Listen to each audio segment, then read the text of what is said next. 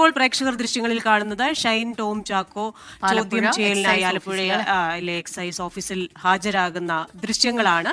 Alappuzha hybrid കഞ്ചാവ് കേസിൽ ചോദ്യം ചെയ്യലിനാണ് ഹാജരാകുന്നത്. ഇതിലെ മുഖ്യപ്രതിയായിരുന്ന തസ്ലിമയുടെ ഫോണിൽ നിന്ന് ഷൈനും ശ്രീനാഥ് ഭാസിയുമായി ബന്ധപ്പെട്ടതിന്റെ വിശദാംശങ്ങൾ ലഭിക്കുകയും ചില തരത്തിലുള്ള സാമ്പത്തിക ഇടപാടുകൾ ഇവർ തമ്മിൽ നടന്നിട്ടുണ്ട് എന്ന രീതിയിലുള്ള വിവരങ്ങളൊക്കെ വരികയും ചെയ്തിരുന്നു. അപ്പോൾ അതിന്റെ ഭാഗമായാണ് ഈ ചോദ്യം ചെയ്യൽ നടക്കുന്നത്. ഷൈനും ശ്രീനാഥ് ഭാസിക്കുമൊപ്പം ഒരു മോഡലുണ്ട്. ഒപ്പം തന്നെ മറ്റു ചിലരെയും ചോദ്യം ചെയ്യാനുള്ള സാധ്യതകളുണ്ട്. ഈ കേസിൽ ഇപ്പോൾ 9 മണി 10 മണി സമയത്തേക്ക് എത്തുമെന്നാണ് അറിയിച്ചതെങ്കിലും നേരത്തെ ഷൈൻ ടോം ചാക്കോ ഇവിടെ ഹാജരായിട്ടുണ്ട്. മാധ്യമങ്ങൾ പലരും ചോദിച്ചു ഈ കേസുമായി ബന്ധപ്പെട്ട് എന്തെങ്കിലും കാര്യങ്ങൾ അറിയാമോ? ഈ തസ്ലീമ സുൽത്താന പറഞ്ഞ മൊഴി അനുസരിച്ച് ഈ ഷൈൻ ടോം ചാക്കോയായിട്ട് ബന്ധമുണ്ട്, ഒരുമിച്ച് ലഹരി ഉപയോഗിച്ചിട്ടുണ്ടെന്ന് അടക്കമുള്ള മൊഴികളുണ്ട്. ഇത് സംബന്ധിച്ച് പല ചോദ്യങ്ങൾ മാധ്യമങ്ങൾ മാറി ചോദിച്ചിട്ടും ഇത് സംബന്ധിച്ച് ഒരു കാര്യവും വ്യക്തമാക്കാൻ തയ്യാറായില്ല. എന്തുകൊണ്ടാണ് ഷൈൻ ടോം ചാക്കോ നേരത്തെ ഈ സമയത്ത് 10 മണിക്ക് ഹാജരാകാൻ പറഞ്ഞിട്ടും നേരത്തെ എത്തിയത്?